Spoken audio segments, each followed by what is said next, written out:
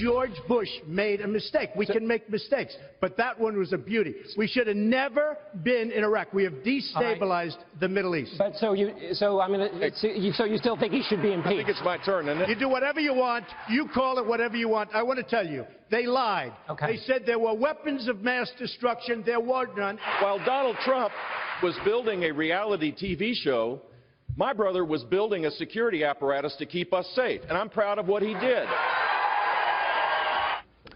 Since then, Trump has said he's not blaming Bush, but my next guest speaks for Jeb Bush.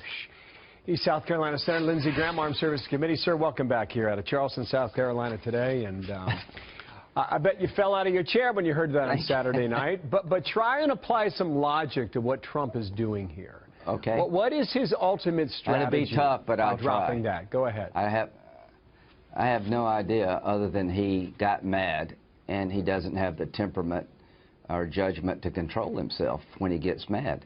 This is kook land. This accusation comes from the far, far, far left, the conspiracy theories of the world.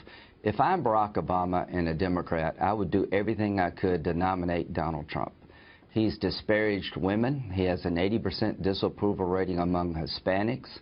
At the end of the day, he would be the most flawed nominee in the history of the Republican Party. When you slander George W. Bush in South Carolina, I hope there's some repercussions that flow from that. But to say that Bush was responsible for 9/11 and that he lied to the American people about the Iraq War is not going to go down well here, I hope.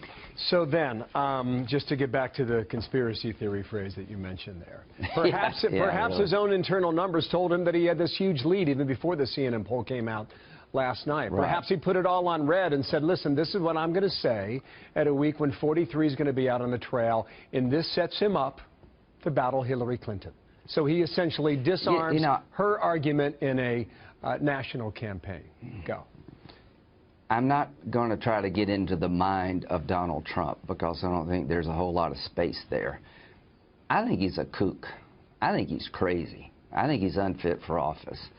And I'm a Republican, and he's not. He's not a conservative Republican. He's an opportunist.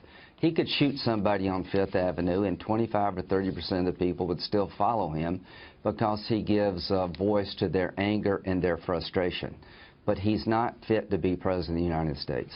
Any Republican who would accuse George W. Bush of lying to the American people about the Iraq War and being responsible for 9/11 is not a Republican. They're an extremist. They're crazy. Why then is he leading in your state?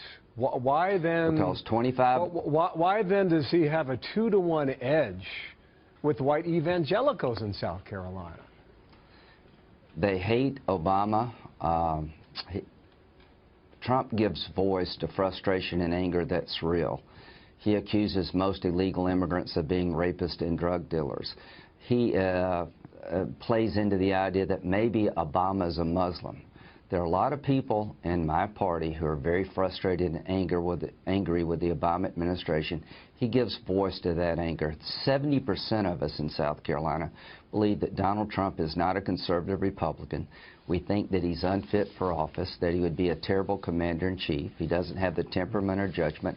But when he accused President George W. Bush, who we admire in large numbers here, of lying to the American people about the Iraq War and being responsible for the most vicious attack on our homeland since Pearl Harbor, that is going to stick with 70% of the public. Right, the military vote in South Carolina is significant.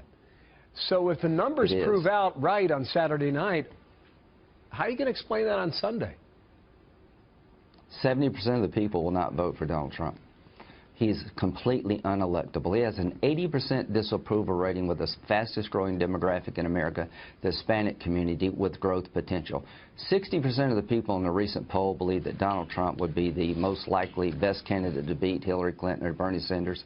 With all due respect, you're absolutely dead wrong. Okay. We would get slaughtered as a party if Donald Trump's our nominee, and quite frankly, we would deserve it.